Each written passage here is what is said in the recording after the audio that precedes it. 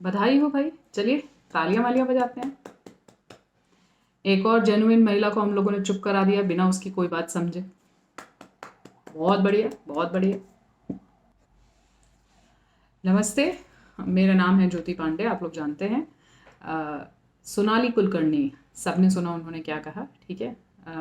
एक लाइन सब जगह बाकी चलाई गई, मीडिया ने जो चलाई कि भारत की लड़कियां आलसी हैं।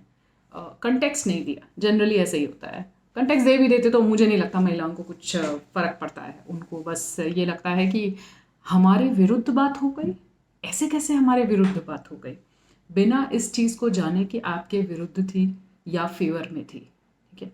बहुत ही बढ़िया और जेन्युइन मुद्दे को सोनाली जी ने उठाया था, जिनको अब क्षमा मांगनी पड़ी, क्योंकि महिलाओं के जो ग्रुप है ना, वो उनके ऊपर जोर डाल रहे थे और हर तरफ से उनकी आलोचना चल रही थी। और उस तरह की आलोचना मुझे लगता है या तो आप बहुत ही थेथर बेहया हो, मेरी तरह बेशरम, तब आप बर्दाश्त कर पाते हो, नहीं तो आप सहन नहीं कर पाते हो।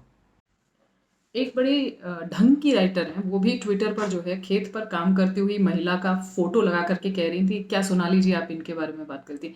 मतलब इतना मूर्खता का जो स्तर है ना, वो कहीं और जा चुका है। मतलब वो आप भी जानते हैं, मैं भी जानती हूँ वो किन महिलाओं की बात करती। पहली बात तो उन्होंने सबको कहा नहीं था, लेकिन ये लोग सबको समझती हैं। मतलब उनको ऐसा लगता है कि सब, तो मुझे लगता है कि सबसे ज़्यादा कष्ट तो उनको हुआ होगा जिनके बारे में उन्होंने बात करी, ठीक है।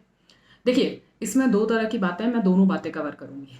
एक तो वो महिलाएं हैं जो बाहर जाती हैं, काम करती हैं, ठीक है। उनको, मुझे नहीं लगता उनको उतना बुरा लगा भी होगा, ठीक है।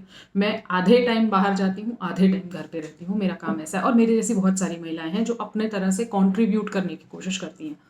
उन्होंने उनकी बात नहीं करी थी, उन्होंने बिल्कुल भी उनकी बात नहीं की थी।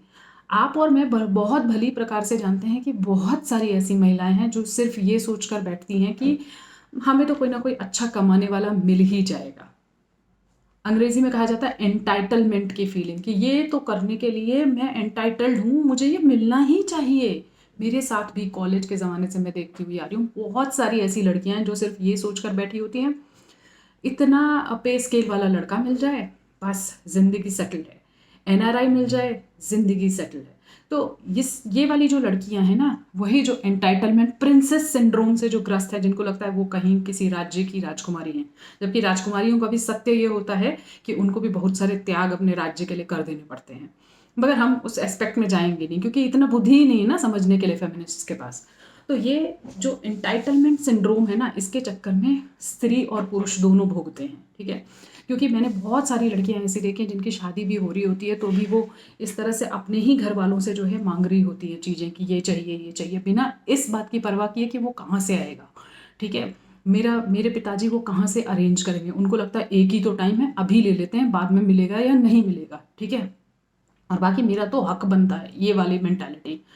तो अगेन, सब स्त्रियों की बात तो नहीं हो रही थी वहाँ पे, लेकिन जानबूझकर बयान को तोड़ा मरोड़ा गया, ताकि एक सही बात, एक सही डिस्कशन, एक सही विमर्श होने से बचे, और औरतें जो है, महिलाएं जो है, वो हावी हो जाएं फिर से।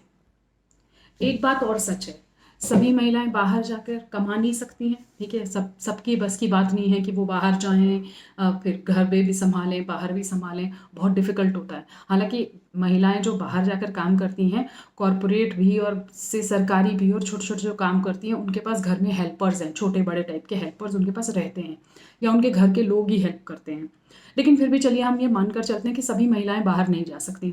और पहली बात तो भारत सरकार के पास इतनी नौकरियां ही नहीं है कि वो सबको दे सके, ठीक है। ये एक जेन्युइन बात है, लेकिन ये सोचने के लिए भी बुद्धि चाहिए। फेमिनिस्ट के पास बुद्धि नहीं होती है, लॉजिक्स नहीं होते, ठीक है। तो सबके पास बाहर जाकर काम करने के लिए नौकरी नहीं है, तो अब आप वो महिलाएं कैसे काम करेंगी। उनके काम का कुछ होता है हिसाब किताब। मेरे हिसाब से तो बिल्कुल भी नहीं होता है। जब हम मेंटेनेंस देते हैं, जब एलिमनी डिसाइड होती है, तो हम कभी नहीं देखते हैं कि महिला ने घर के अंदर कितना कंट्रीब्यूट किया। उसमें भी आप देखिए, यदि कोई महिला समय पर किसी को खाना बनाकर नहीं देती है, अपने पति को, बच्चों को, या और भी जो साथ के लोग साथ में रह रहे हो, आप उसकी शिकायत कहीं नहीं कर सकते, ठीक है। आपके कपड़े घर में धुले नहीं हैं, यदि आप कहें कि मेरी पत्नी नहीं करती है, तो भी हस्बैंड को ये कहा जाएगा कि तो वो धोबे ना क्या, वो तुम्हारे कपड़े क्यों धोएगी। तो दिक्कत जानते हैं क्या है, ये है कि बाहर जाके आप काम करेंगी नहीं, घर में भी आप ढंग से कंट्रीब्यूट करेंगी नहीं, आपके ऊपर प्रश्न भी नहीं उठाया जा सकता है। क्या मतलब है ये तो एनार्की हो गई ना। ये तो मतलब जो मैं कहूँगी बस वो होगा, वैसा टाइप का चल रहा है ना कुछ। यही करना चाह रहे थे ना आप लोग कि फेमिनिज्म का अर्थ क्या है कि एक अराजकता रहे, कि मैं जो कहूँगी बस वो सच है, उसे कोई क्वेश्चन नहीं करेगा, उस पर कोई प्रश्न चिन्ह नहीं लगाया जाएगा, उस पर कोई विरोध दर्ज नहीं होगा। और यहाँ पर मज़े की बात यह है कि एक स्त्री जब विरोध दर्ज कर रही है कि भाई ये तरीका गलत है, जो कि मैं भी सोचती हूँ गलत है, और मेरी जैसी बहुत सारी स्त्रियाँ हैं जो सोचती हैं कि भाई ये तरीका गलत है, ऐसे ऐसे नहीं होता है ना। सम और दी अदर वे आपको कंट्रीब्यूट करना होता है। आप ये सोचकर नहीं बैठ सकती हैं कि ये तो मेरे हस्बैंड का ही काम है, तो अब आप ये बात नहीं कह सकती हैं, क्योंकि सोनाली जी ने कही और उन्होंने बैकलैश झेला। आपने देखा कितना बड़ा बैकलैश था। इस तरह का विमर्श रोक देने का जो नुकसान होता है वो ये होता है कि जब हमारे जीवन में इस तरह की कोई स्त्री आ जाती है जो इस तरह से जो है डबल गेम खेल रही होती है, तब हम कुछ कह नहीं पाते, क्योंकि हमें पता है कि बैकलैश आएगा। हम कुछ कह ही नहीं सकते उसके विरुद्ध। हमको पता है कि ना वो घर में काम कर रही है, ना वो बाहर कंट्रीब्यूट कर रही है, उसकी लिस्टें तैयार हैं, ठीक है। वो बार बार कहती है तुम भी कंट्रीब्यूट करो घर आकर। जो आदमी बाहर से कमा के आ रहा है उसके हज़ार स्ट्रेस हैं, क्योंकि टीवी पे वही दिखाया जा रहा है ना, ठीक है, पत्रिकाओं में वही लिखा जा रहा है, मूर्खतापूर्ण बातें। तो लॉजिक जो है वो कहीं चला गया है। खैर लॉजिकल मैं मानती हूँ कि फेमिनिज्म में लॉजिक शुरू से नहीं था, ठीक है, लेकिन अब तो बिल्कुल ही कहीं चला गया है लॉजिक, और इक्वालिटी की बात कहीं धरी रह गई है। इक्वालिटी इक्वालिटी कुछ नहीं होती है।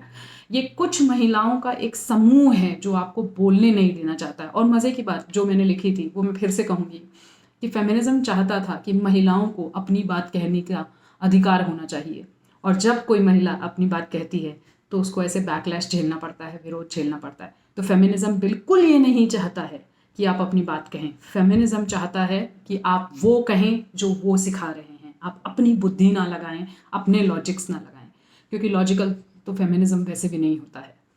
नमस्कार।